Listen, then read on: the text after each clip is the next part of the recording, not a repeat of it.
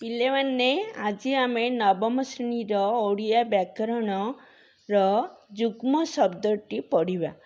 ଯୁଗ୍ମ ଶବ୍ଦର ଅର୍ଥ ହେଉଛି ଯୁଗ୍ମ ହେଲେ ସମ୍ମିଶ୍ରଣ ବା ମିଶିକି ଦୁଇଟି ଶବ୍ଦ ହେଲା ଯୁଗ୍ମ ଶବ୍ଦ। ଆମ ଭାଷାରେ ଅନେକ ଯୁଗ୍ମ ଶବ୍ଦର ପ୍ରଚଳନ ଅଛି। ଆମ ସାହିତ୍ୟ ଗଦ୍ୟରେ ପ୍ରବନ୍ଧରେ ଯୁଗ୍ମ ଶବ୍ଦର ବ୍ୟବହାର ସବୁ ହେଇଅଛି। ଯେପରି ବାକ୍ୟ ଗୋଟେ କହିବି, ବାଟ ଘାଟରେ ଯା ଆସ କରିବା ବେଳେ ଦେଖି ଦେଖିକା ଚାଲିବା ଉଚିତ।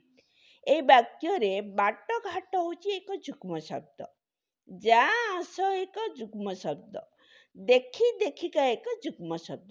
ଏ ବାକ୍ୟରେ ଏଇଭଳି ତିନୋଟି ଯୁଗ୍ମ ଶବ୍ଦ ରହିଛି।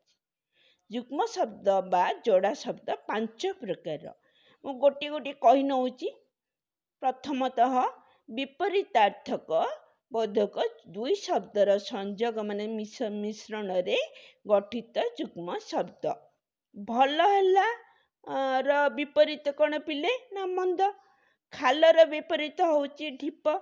ସେଭଳି ଭଲ ମନ୍ଦ ଗୋଟେ ଯୁଗ୍ମ ଶବ୍ଦ, ଖାଲ ଢିପ ଗୋଟେ ଯୁଗ୍ମ ଶବ୍ଦ। ଜମାର ବିପରୀତ ଶବ୍ଦ ହେଉଛି କ'ଣ ପିଲେ? ନା ଖର୍ଚ୍ଚ। ଜମା ଖର୍ଚ୍ଚ ଯୁଗ୍ମ ଶବ୍ଦ। କିଣା ବିକା, ସୁଖ ଦୁଃଖ, ବଡ଼ ସାନ, ଜୀବନ ମରଣ। ପିଲାମାନେ ଜନ୍ମ ମୃତ୍ୟୁ କହିଲେ ମଧ୍ୟ ଚଳିବ। ସତ ମିଛ ଇତ୍ୟାଦି। ଦ୍ୱିତୀୟତଃ ସମାର୍ଥକ ଦୁଇ ପଦର ସଂଯୋଗରେ ଗଠିତ ଯୁଗ୍ମ ଶବ୍ଦ। ସମାର୍ଥକ ମାନେ ସମାନ ଅର୍ଥ ବୁଝୁଥିବା ଦୁଇ ପଦର ସମ୍ମିଶ୍ରଣରେ ଗଠିତ ଯୁଗ୍ମ ଶବ୍ଦ।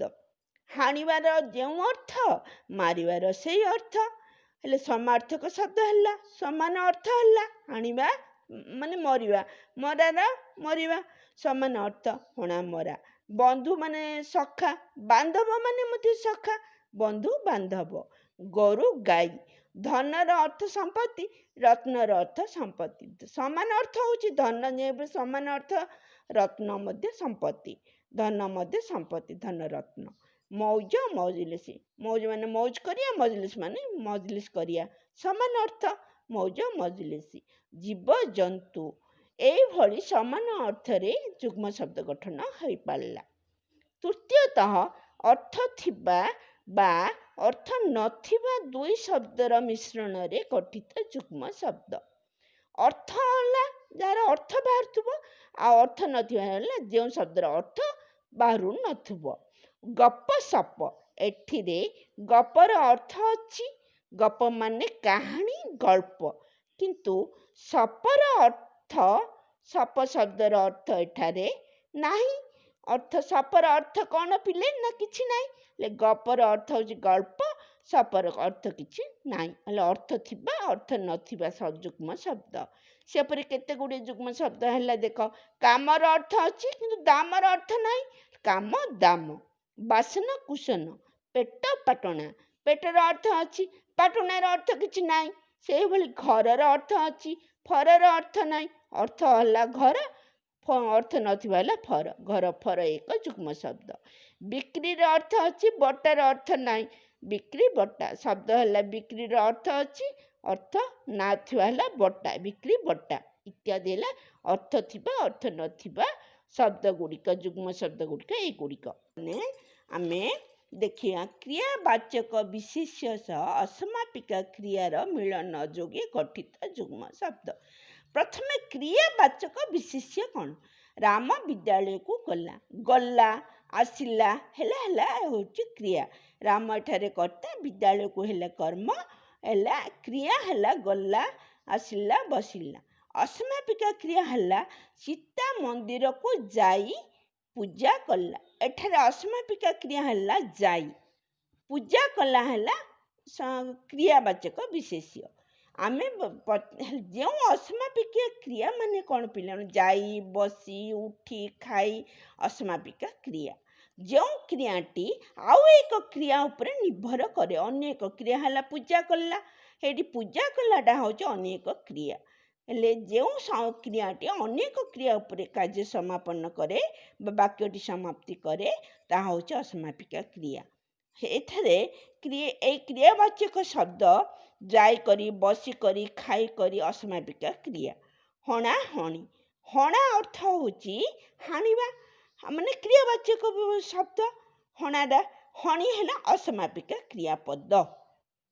ହାଣି କରି ମାନେ ଯାଇକରି, ବସିକରି, ଖାଇକରି, ହାଣି କରି, ମାନେ କାର୍ଯ୍ୟଟା ସମାପନ ହେଉନଥିବ, ତାହା ହେଉଛି ଅସମାପିକା କ୍ରିୟା। ଲଗାଲଗି, ଲେଖାଲେଖି, ଲେଖା ହେଲା କ୍ରିୟାବାଚକ ପଦ ଏବଂ ଲେଖିକରି ମାନେ କାର୍ଯ୍ୟଟା ଲେଖିକରି ଆଉ ଏକ କ୍ରିୟା ଉପରେ ଆସୁଛି, ଲେଖିକରି ଆସୁଛି ମାନେ ଆଉ ଏକ କ୍ରିୟା ଉପରେ ନିର୍ଭର କରୁଥିବ। ଲେଖିକରି ହେଲା ଅସମାପିକା କ୍ରିୟା। ଏଠି ପଢ଼ା ହେଉଛି କ୍ରିୟାବାଚକ ପଦ ଏବଂ ପଢ଼ି ହେଲା ଅସମାପିକା କ୍ରିୟା। ହେଲେ କ୍ରିୟାବାଚକ ପଦ ସହ ଅସମାପିକା କ୍ରିୟାର ସମ୍ପର୍କ ରହିଲା। ହେଲେ ପଢ଼ାପଢ଼ି ହେଲା କ୍ରିୟାବାଚକ ଏବଂ ଅସମାପିକା କ୍ରିୟାର ସଂଯୋଗରେ ଯୁଗ୍ମ ଶବ୍ଦ। ପିଟାପିଟି, ଧସ୍ତାଧସ୍ତି, ଶୁଣାଶୁଣି ଇତ୍ୟାଦି ହେଲା ଅସମାପିକା କ୍ରିୟା ଏବଂ କ୍ରିୟାବାଚକ ସଂଯୋଗରେ ଯୁଗ୍ମ ଶବ୍ଦ ଗୁଡ଼ିକ। ଏବେ ଆମେ ଦେଖିବା ଦ୍ୱିହି ଉକ୍ତି ଶବ୍ଦର ଯୁଗ୍ମ ଶବ୍ଦ। ଦ୍ୱିହି ମାନେ ଦୁଇଥର, ଉକ୍ତ ମାନେ କହିବା ଏଇଟା ହେଲେ ସମାନ ଶବ୍ଦ ଦୁଇଥର ପ୍ରୟୋଗ। ସମାନ ଶବ୍ଦ ଦୁଇଥର ପ୍ରୟୋଗ ହେଉଥିବ। ଦେଖ ଏବେ ଏଗୁଡ଼ିକ ଯୁଗ୍ମ ଶବ୍ଦ କେମିତି କହନ୍ତି। ଝର ମାନେ ଗୋଟେ ସମାନ, ଝର ଝର, ଝରର ଯେଉଁ ଅର୍ଥ ଆଉ ଏକ ଝରର ସେଇ ଅର୍ଥ। ଝର ଝର ସମାନ ଅର୍ଥ, ଝର ଝର ଦୁଇଥର ଉଚ୍ଚାରଣ ହବ। ଦ୍ୱିଉକ୍ତି ଶବ୍ଦ ଯୁଗ୍ମ ଶବ୍ଦ ମାନେ ଦୁଇଥର ଉଚ୍ଚାରଣ ହେଉଥିବା ଶବ୍ଦଟି। ଛଳ ଛଳ, ଛଳର ଯେଉଁ ଅର୍ଥ ଆଉ ଏକ ଛଳର ସେଇ ଅର୍ଥ, ସମାନ ଅର୍ଥ। ଦୁଇଟା ଶବ୍ଦର ସମାନ ଅର୍ଥ ହେଉଥିବ, ଦୁଇଥର ଉଚ୍ଚାରଣ ହେଉଥିବ, ତାହା ହେଉଛି ଦ୍ୱିଉକ୍ତି ଯୁଗ୍ମ ଶବ୍ଦ। ଛଳ ଛଳ, ପେଁ ପେଁ, ଗାଡ଼ି ଚାଲିଲେ ପେଁ ପେଁ, ମାନେ କ'ଣ ଦୁଇଥର ଶବ୍ଦଟା ଉଚ୍ଚାରଣ ହେଉଛି କିନ୍ତୁ ସମାନ ଅର୍ଥ ଉଚ୍ଚାରଣ ହେଉଛି। ଆପେ ଆପେ, ସିଧା ସିଧା, ଧୁ ଧୁ, ବାଟେ ବାଟେ, କାନେ କାନେ, ଏଇ ଶବ୍ଦ ଗୁଡ଼ିକ ଦୁଇଥର ସମାନ ଭାବରେ ଉଚ୍ଚାରଣ ହେଉଥିବା ହେତୁ ଏହା ହେଲା ଦ୍ୱିଉକ୍ତି ଶବ୍ଦର ଯୁଗ୍ମ ଶବ୍ଦ। ଏଇ ପାଞ୍ଚଗୋଟି ନେଇକି ଯୁଗ୍ମ ଶବ୍ଦ, ପାଞ୍ଚଗୋଟି ପ୍ରକାର ଯୁଗ୍ମ ଶବ୍ଦ ଆମ ବ୍ୟାକରଣ ବହିରେ ରହିଛି। ତମମାନେ ସବୁ ପାଠ ପଢ଼ିଥିବ, ପଢ଼ିକି ଏଇ ପାଠକୁ ମନେ ରଖିବ।